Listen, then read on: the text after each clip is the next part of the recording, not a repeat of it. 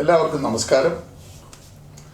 നമ്മൾ മരണം വരെ എങ്ങനെയാണ് ആക്റ്റീവായി ജീവിക്കുക എന്നുള്ളതാണ് ഇന്ന് പരാമർശിക്കാൻ പോകുന്നത്.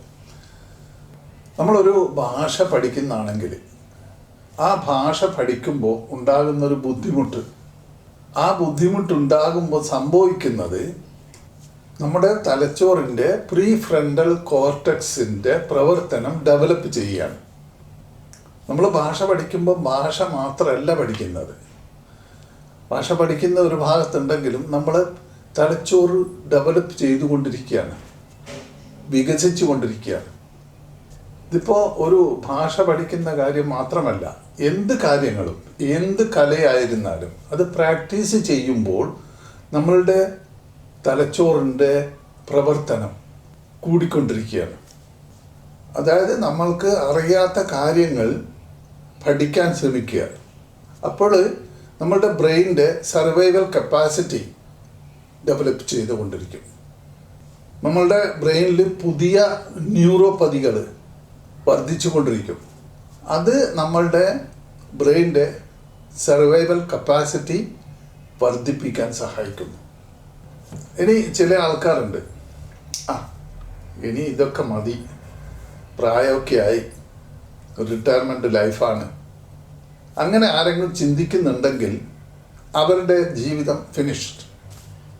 അവരുടെ മുമ്പോട്ടുള്ള ജീവിതം എപ്പോഴും ഒരു അലസത നിറഞ്ഞതും ബോറടിക്കുന്ന ലൈഫും ആയിരിക്കും. അതുകൊണ്ട് ബ്രെയിനിനെ എപ്പോഴും അൺകംഫർട്ടബിൾ ആയിക്കൊണ്ടേയിരിക്കണം. ബുദ്ധിമുട്ടുള്ള കാര്യങ്ങൾ ചെയ്തുകൊണ്ടേയിരിക്കുക. പഠിച്ചു കൊണ്ടിരിക്കുമ്പോഴാണ് നമ്മൾ ജീവിതത്തിൽ ഇവോൾവ് ആകുന്നത്, അതായത് ബ്രെയിൻ സർവൈവിങ് ആകുന്നത്.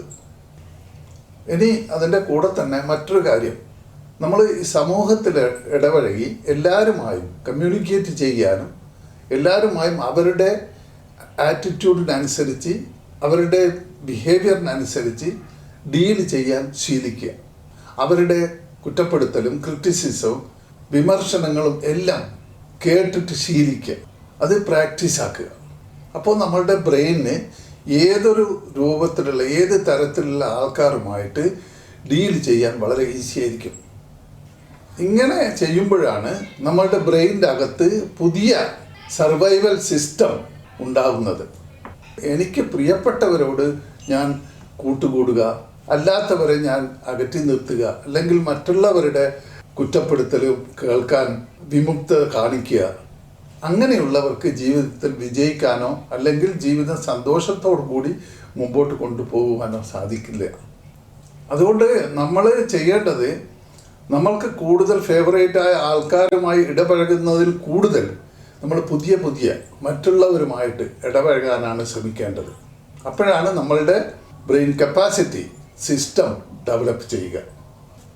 ഇത് നമ്മളുടെ ബ്രെയിനിനെ പല രീതിയിലും ഇൻഫ്ലുവൻസ് ചെയ്യിക്കും എന്ന് അറിയുക.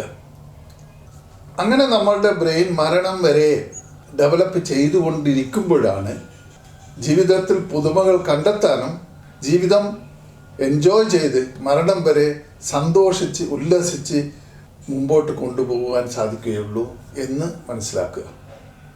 അങ്ങനെ മറ്റൊരു ഇൻട്രസ്റ്റിംഗ് വിഷയവുമായി എത്തുന്നതുവരെ ബൈ.